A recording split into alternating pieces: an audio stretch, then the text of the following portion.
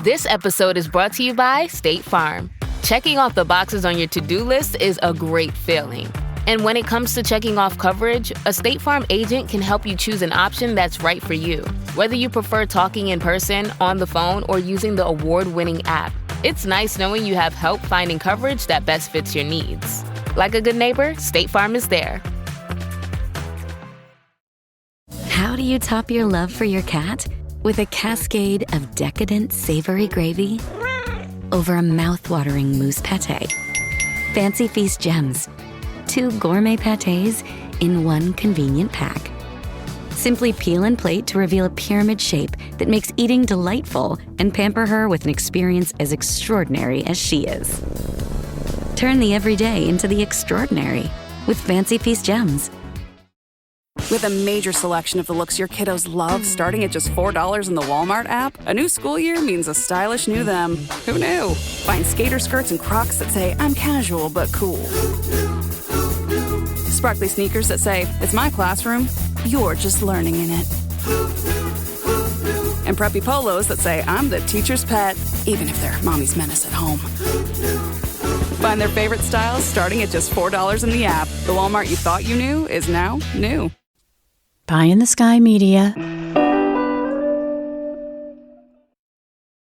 This series contains adult language and descriptions of graphic violence throughout. Listener discretion is advised. 3,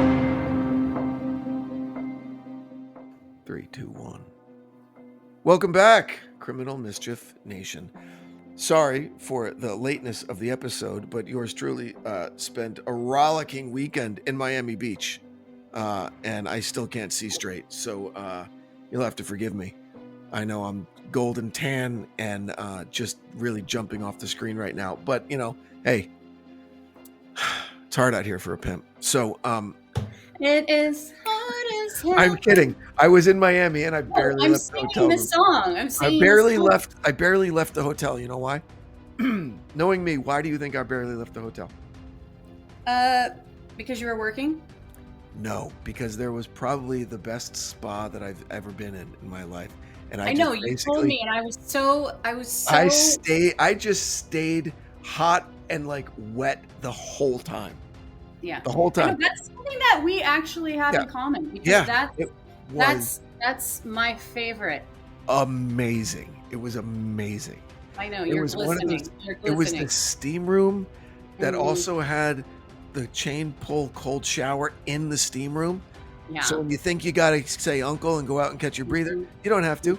You just ice down in that shower and go right back into the pain. Oh my God. It was so good. I took some time off to go and check out the eclipse, which was nice. And then obviously my niece's bat mitzvah, which was also a wonderful time. So all in all, it was a great trip. It was a great trip to Miami. So happy for you. Thank you. So happy for you. Yes. Easy flight there, easy flight back. So yeah, no problems. How was your week? It was great. My kids are on spring break. I spent yesterday getting an axolotl for my 10-year-old, which is a combination between some kind of fish and like salamander. And it's like this thing, like, oh my gosh, it was. Is it from the island of Dr. Moreau, or is it an actual like? No, look up axolotl. Oh, it's a species. It's like a little. Okay. Yeah. But it was funny because it started off as he wanted chickens. Is it an amphibian or is it a land mammal? Like, what is it? Just Google axolotl. It's hard You're to the describe. one that bought the thing. You brought it into your house. You don't know what it is? It's like a little fish / like salamander creature. It's kind of a combo. Okay, I think kind of a combo. It's a vertebrate amphibian. That's what I'm thinking it is. Okay, I'll figure it out. I'll let you know. Okay, yeah. Okay. Just Google it and that's all you have to figure out. I want to figure it out with hints. I want to figure it out with clues. Okay, yeah. What color is it? Is it like a brownish? They have different colors. So we had to go to this, we went on an odyssey to find it. And it has like pink and green and like neon, and he got the neon one, and then he came in and he was like, "Mommy." I'm like, "What?" And I'm just finally like laying down watching like some crime drama that I'm totally into, and I'm like, "What?" And he just started crying, and he's like, I think it's dying, and it's like see through, so you can see the line that looks like blood, I think, but it was just part of its body. But anyway, it's The fine. But it's skin's not. translucent? Really? You could see the Yes, organs? You could see its organs? yes, yes. But it Did you hasn't buy this really like been. from a gypsy or something? Is it a real thing? No, we actually went on an odyssey. We went on an odyssey to find it, and he loves this, and it just warms Did you my buy heart. it But like out of the back of a van behind a Long John Silver's? Like where did you get it? it ain't hot What as is it? Was it at a hell. store, like a tropical fish Yes, it store? was. I think the store was like Moonlight Eclipse. It's a Yes, it strange was a name. store. It was a Okay, store. And he was so happy. It had a little bag, and he loves getting stuff for the tank. Anyway, I cool. think he might be dying, but I don't know yet. We're waiting to see. But he's my baby, so like I How give old is him he? everything. Is he He's 10. 15, 16? He's 10? Stop. Stop. Yes. He's adorable. All He right. he's absolutely, this just makes him the happiest in the Yeah. world, and I love it. So, anyway. All right, great. Well, let's talk about the episode. It was nice hearing Mr. Fuda again. It's been a while. Yeah. Yeah, it had been a while. Mhm. And You and it, know yeah, go ahead. No, you go ahead. Go ahead. Well, I didn't know what he was doing with his time now because a lot of retired law enforcement, they kind of relax, and try Yeah. to exercise some demons and just live the Mhm. quiet life, But Mhm. he's going harder than ever. Oh, man, he is, like, going hardcore, Yeah, and that's what I love about him, yeah, He's like, "Hey, I wanna talk." I mean, he kept tracking me down, tracking me down. I'm like, "Okay, Jim, let's do it. Let's do this." And I'm so glad that I did, because I think that he really, the work that he does is really important, and it's like putting, a finger on a dam, you know what I mean? Like, it's just it feels like it's so overwhelming. I mean, I feel like I get really overwhelmed when I think about human trafficking, on the 30,000-foot view. I mean, it's just like, how do you stop it? You know what I mean? yeah, yeah, and especially listening to him just for a half hour or so. Uh, that's the question: how do you stop it? Because it seems hopeless, especially given the examples that he was very kind of tragically kind of portraying. Like if you're like getting your nails done, Hmm. that's you've experienced someone who's being trafficked because that person is not allowed to leave. They don't Hmm. get the money that they're owed, and Hmm. you go back 2 weeks later, and there'll be a new young girl doing your nails. Yeah. I take my kid. I have daughters. I take them to get their nails done. Not all the time, but every couple months, I guess. And he's right. There's always new people. What happened Hmm. to the other girl? Whoa, Hmm. that's weird. Now I'm going to think about that all the time. Or I know. I massage know. parlors. I love spas, like, but I don't really like massages, to be honest. I never have, so I don't. Hmm. It's not really my thing. But Hmm. there is this one amazing foot massage place near me in LA, and every now and then we go there, and and now that's all. That's since listening to his thing. I'm thinking about like all of the places where I go where I might be running into it.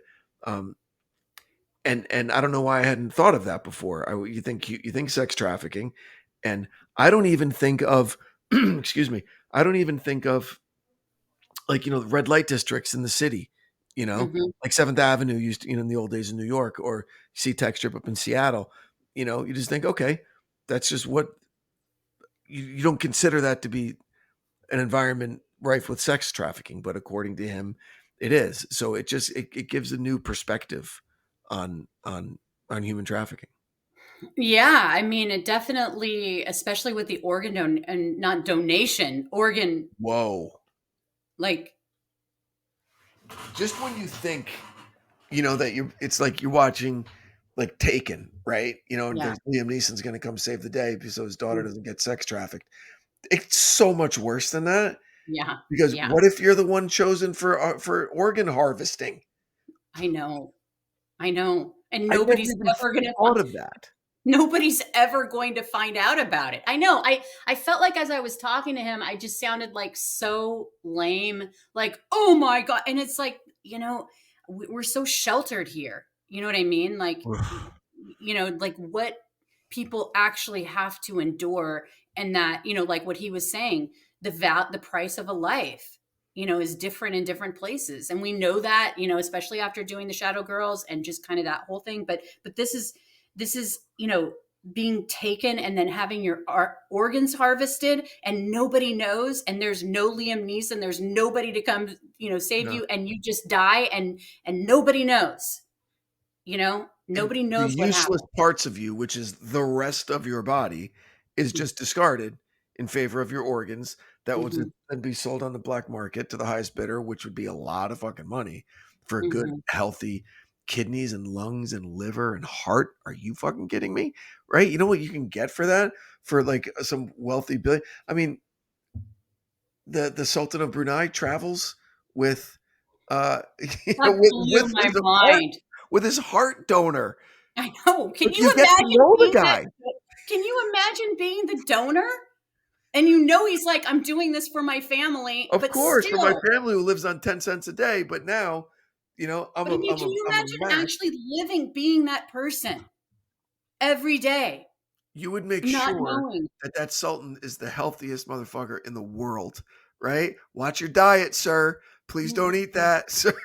You know. No, I think that the fact that he's carrying this guy around says otherwise, So he's got a complete OR working on his I private know. plane. On his plane. Yes. I did some research into the Sultan of Brunei. For what? Because listen to the episode. I just wanted to know a little bit Oh, I more thought about you him. meant I thought you were going to say in another podcast I did. No, because he owns the Beverly Hills Hotel here in Los Angeles. Okay, Mm-hmm. and so when the hotel union was striking, whatever, he came kind of into the forefront because of like human rights abuses in the Kingdom of Brunei and all that.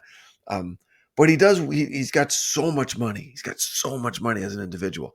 Like there was one year for whatever the holiday.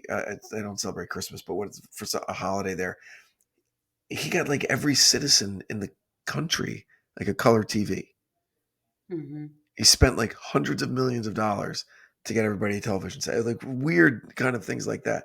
And that, and then there were stories about when he comes to the hotel, and he obviously on his plane, and then he travels with a separate like 767 empty that flies home with all of the shit that he buys when he goes shopping in Beverly Hills.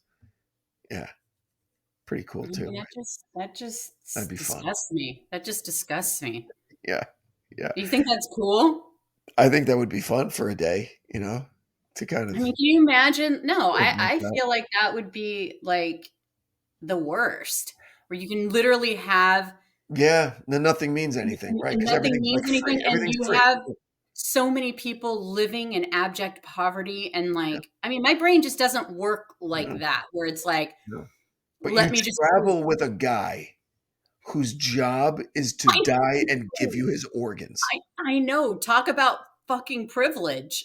I mean, Wow. are you kidding me? Wow. That was insane. And to be okay with that. Yeah. Your life isn't worth, it's only My worth life. enough to Right. pay Your for life my isn't life. worth my life. My life is worth I more. mean, that's basically, I mean, that's just it. Like, yeah. Yeah. So Yeah. it's like, yeah, it kind of disgusts me, actually, I have a friend who coaches his twin daughter's baseball team, and he's been doing that since they were really little. Nothing gives him greater joy than being a part of his girls' baseball journey over the years. But these days, kids' sports can get really expensive. So he had a great idea. He launched an online Shopify store to sell gear, merch, and basically he leveraged his sports knowledge and experience to build relationships with customers. What's cool about Shopify is that they're a place for everyone. An online platform that supports the next generation of entrepreneurs like my friend, but also the world's biggest brands and everyone in between, which means Shopify is helping millions sell billions around the world. But did you know that Shopify can do the same thing at your retail store. Give your point of sale system a serious upgrade with Shopify.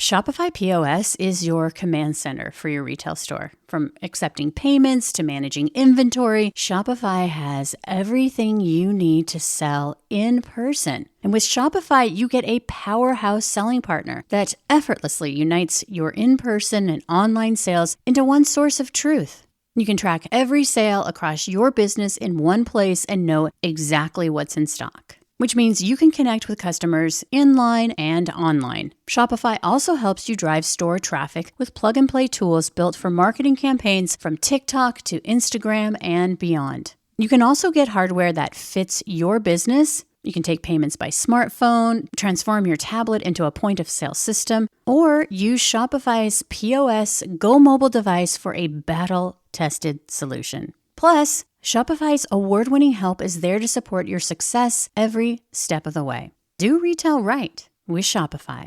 Sign up for a $1 per month trial period at shopify.com/mischief. That's MISCHIEF,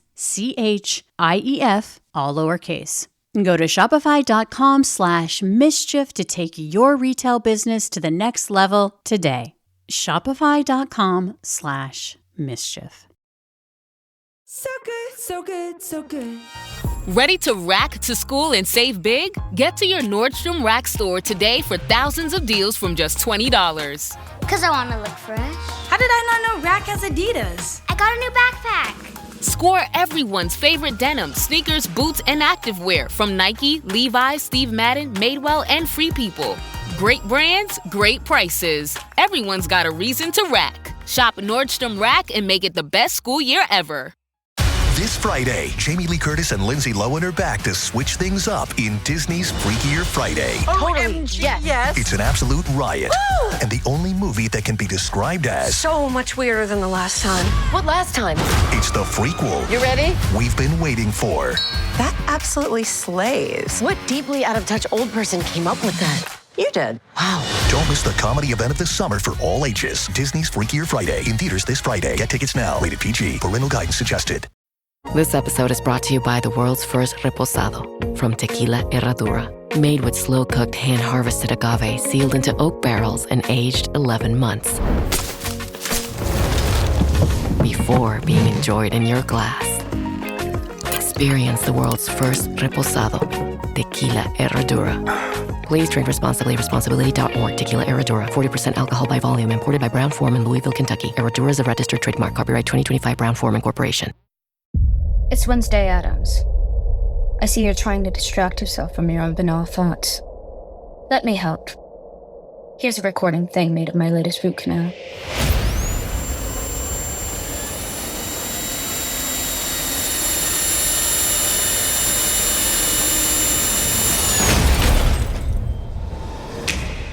Wednesday, Season 2, begins August 6th, only on Netflix. So I wanted to ask the guy, if I had Fuda on the phone, I would ask him if mail order brides falls under the umbrella of human trafficking. Yes, It does. He said that. Yes, it does. Yep. Huh. Yep. Fishermen, he said that too, like, fishing boats where people get, not like Deadliest Catch, but like these boats that I guess you get on these boats and you're a slave. Well, that's called getting shanghaied, old school. I was just going to say, yes. Yeah. Yes, we know that. So, but Yeah. he said mail order bride. Yeah. So you were right. Ding, ding, ding. Jeez. Well, there goes my marriage. No, I'm kidding. Yeah, right.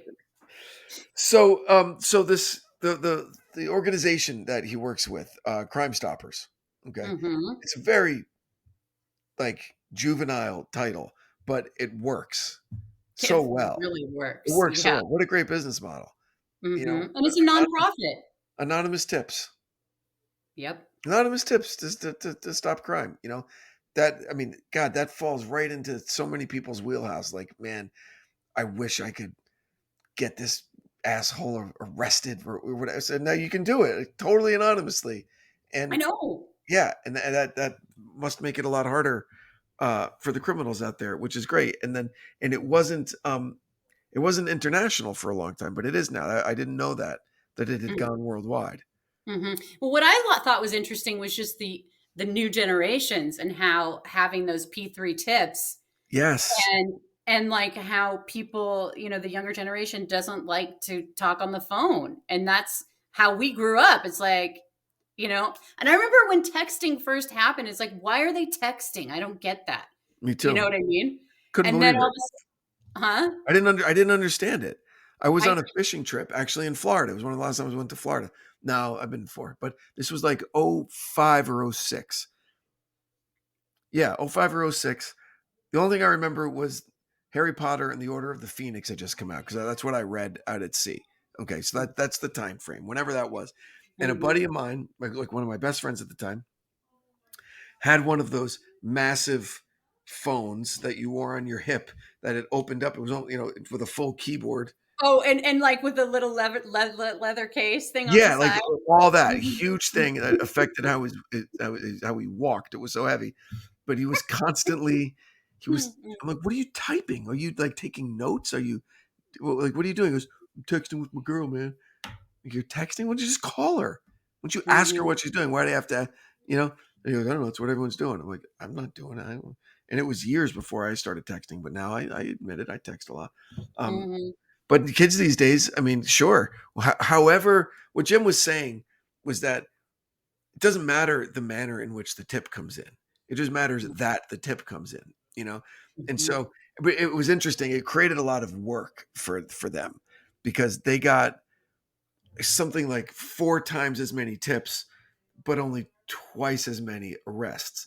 So that means they're going through. They have a lot more tips that don't pan out. So I would imagine that's actually a good ratio. I think that when you think of all the people who call in with useless tips, pointless, 2 out of 4 is those are good odds. Yeah. I mean, think about all the people with a vendetta, all the people that just want to make trouble for people, like who are swatting bored and stuff like that. Yeah. Yeah. So like having good tips is like gold, Have you ever called in an anonymous tip on anybody? No. What? Have you? Hell yeah. No way. I already have today, I think. I've got a lot of enemies, Carolyn. A lot of enemies. You wouldn't No, I've never done anonymous tip on them. You would like totally do something like meet me at school after school. Backyard right now. What?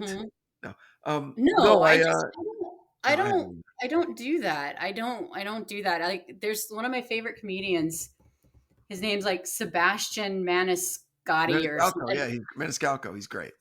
Oh my gosh, he's coming to Seattle. We're gonna see him, so I'm really excited. But he's terrific. He like does this routine that's so funny about people who go and just do these weird reviews. Like he's like my wife and I go and we go to have you seen that one?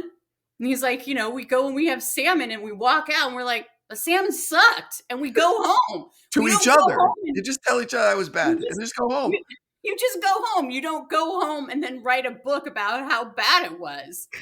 And it's like, it's so funny because it's so true. And I feel like but that leads to another one of his bits where he's from an Italian family. Oh God, I love it. That didn't talk about things. He just didn't talk about stuff. He said, I had an uncle who had polio and no one's ever said anything. He said one of his feet was 6 inches shorter than the other, and no one said nothing ever. Saw that. I loved it. I just love. If you guys haven't watched this guy, you have to watch him. He is so funny. I've watched I love him, and I love his comedy about how his mannerisms. It's not just how funny he is, but how he tells his story. Physicality is very physical, but just like perfect. I'm not even going to try to like do it because I would do it wrong. But we talked about the uber Italian, just quintessential. And Chicago, he's got the accent, like the whole thing. Mm-hmm. He's terrific. Yeah, he's great. Terrific. He's great. He's Yeah, great. but I'm just not the type of person that I just I don't do that unless there's a reason to do it. Yeah. It's like somebody is, like that kid that I was describing the other day when I said we were at the hardware store and that boss was just awful. And, I would say something then, but, Yeah. the thing is that when you're a good writer, I think that, you could really destroy someone if you wanted to, and I don't Yeah. take that lightly. You know what I mean? No, I agreed. Like, it's funny you mentioned it because, although the spa was terrific, the hotel, um, like I couldn't believe it because I worked in hospitality for a number of years. Okay, at a great place, like on the strip, super busy. The owner of the hotel was a very hands-on, very specific, very particular, really honest. You always knew where you stood with the owner, and he had very, very high expectations. But he met them himself. Okay, so he could demand it of. I mean, it really, and I He learned a was a lot. good boss. He was a good He was a boss. great boss. He was a great boss. I okay. So when you in a nice hotel, you usually run into like 5 or 6 employees from the time you pull up until you get into your room, right? From like the valet to the doorman to the front desk to security to the hotel ambassador to like whatever, right? There and each of them should have a welcome back or a smile or get the door.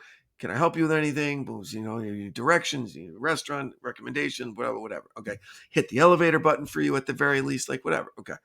It's just that's how hospitality works, okay? And this hotel was charging rates that would suggest that level of service, Mhm. but it's the phones. Like we get out of an Uber and the valet is behind the valet stand and he's scrolling through his phone, doesn't look up, doesn't see us. The doorman is leaning against a column, looking at his phone. So I get the door for my wife and for my kids. Security sitting at the security desk looking at his phone. Front desk sitting at the front desk looking at his phone. No one even looked up and saw us Mhm. and even registered that we were there. And that happened every single time we came in and left, to the point where I started videoing it and like taking pictures because I couldn't believe it was happening. And I'm like, what am I going to do with these? Like, I could send these to corporate, but maybe corporate doesn't give a shit, because Mhm. they're obviously comfortable doing it. They obviously know Mhm. there aren't any reprisals there. And it just, and I don't, and I'm not some putting on airs kind of hotel guy. Because I was Mhm. on the other side of it forever. Yeah. But even for me, it was embarrassing, an embarrassing level of service. Because, Well, I you mean, go I to, think that that's why I am like the way that I am with it because I don't forget. I mean, I yeah. still have waiter dreams sometimes, Sure. not very Oh, often, in the but weeds. in Yes. the weeds, like I've Getting got 20 slammed 6 tables and I tables can't at get there. once. Yeah. Yeah, yeah. I mean, that those never fully go away. And so, I just, unless it's something really awful, I just don't, I still tip, the Sure. amount, And you know and why? You know why? Because in the old days, Mhm. an establishment like that would either fix it or they'd Mhm. go out of business and it would take Yeah. care of itself because word of mouth was a very popular thing. It would just take a little bit longer, Yeah. right? Because if Yeah. it happens, like if you go to a restaurant, you hate the salmon, you'll maybe go again. You just won't order the salmon. And if your next dish also sucks, you'll probably never go back there again. And eventually that'll happen to enough people that the restaurant will close or they'll change their menu, you know? Mhm. Mhm. So, but Well, and now, I think that yeah, people have like there's just people who have these really super high expectations based on what they see on the internet and then they go there and if it's not absolutely perfect, they're totally okay with destroying a person right. And and we're the not even business. talking about the bad actors who will do it on purpose, Exactly. right? Who So will I say, just comp my meal or I'll write you a terrible review on Yelp. right. Yelp is awful. Yelp is awful because they don't take down blatantly erroneous reviews. They won't even take them down. They'll say, "Hey, we're all about free speech." Like, oh, really? I Okay. know. So Yeah. it's just like that's why I love bringing it back to Sebastian. I love that. I think that's totally true about like trolls in their basements, writing that he would do this tick of like I'm gonna send this to you because it's just hilarious. But of just like the type of person that sits in their basement and like feels entitled to ruin people's lives, right, in anonymity. And it's like, who knows what was happening at that restaurant at that time? sure. Like we And all have one. and he goes, who has this kind of time Yeah, to sit exactly. down and write something like that? What are you doing with your life? Yeah.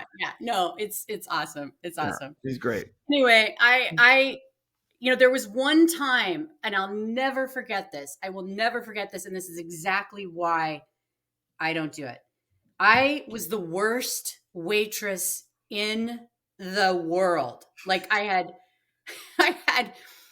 was working at this high-end restaurant, which for me was high-end at the time, but it was like steak and seafood, and they did the whole lobster thing where you cut off the tail. I was only like 18 years old. I had schmoozed my way in. I'd never opened a bottle of wine in my life.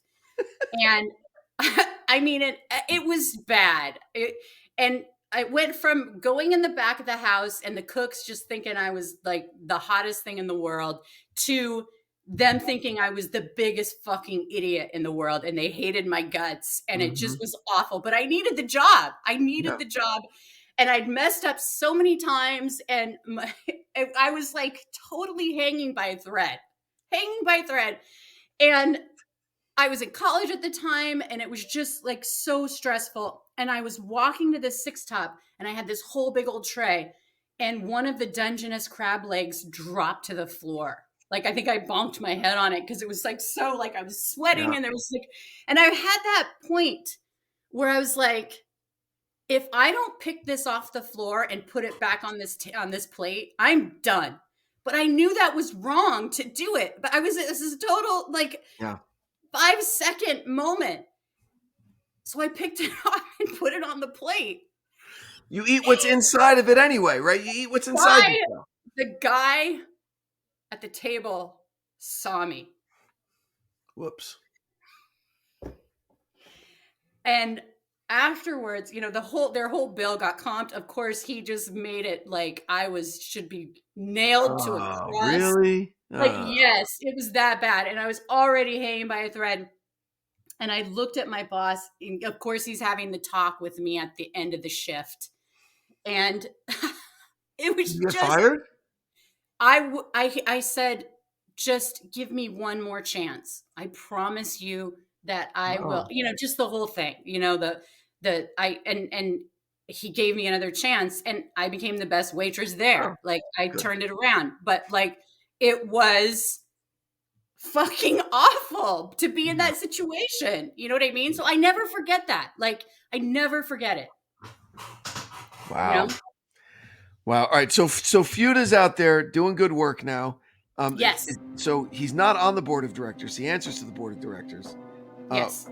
Of Crime Stoppers, because he's not a sit behind the desk guy. He's a get your hands dirty kind of guy.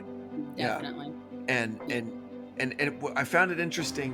What was it? The 7 crimes that they kind of focus on. Transnational crimes that are not just in country, but right. They without borders, really. Yeah. Right. Yeah. And there's a flow to them, and I'm sure it's like impossible to catch. I mean, he's got his work cut out for him, but he's really excited about it. Yeah. Right. That's kind of passion is infectious. Yeah. Well, listen, it was a great episode. It was great hearing from him again, like I said, and we should find more ways to work him into the show. Definitely. Yeah. He was great. Well, listen, we hope you liked not only the Fuda episode, but this episode as well. If you did, head on over to Apple, give us a rate and a review. That would help us out a lot. And please consider supporting the great companies that support our show. Carolyn, anything on tap for next week? I'll just keep you guessing. Okay. All right. Usually means that I'm in for like a double episode that will confuse me right at the very end of the first episode. And why is that predictable? Because right now you're probably thinking, I don't know if I can fit it all into one episode, so I'm not going to say anything yet. We'll see. You'll just have to wait and see. Maybe. We will see. Well, as always, like I said, thank you for listening. Carolyn, anything you'd like to add? Nope. I'm Carolyn Osorio with the great Branden Morgan. gosh. The glistening, glowing spa infused. Yeah, Spa Fresh, Branden. Thank you, everybody. Until next time, stay safe out there. Bye-bye. From Cloud 10, Criminal Mischief is a pie-in-the-sky production recorded in the beautiful Pacific Northwest. We're produced by Brandon Morgan and myself. Music by Soundstripe. I'm Carolyn Osorio, your writer and host.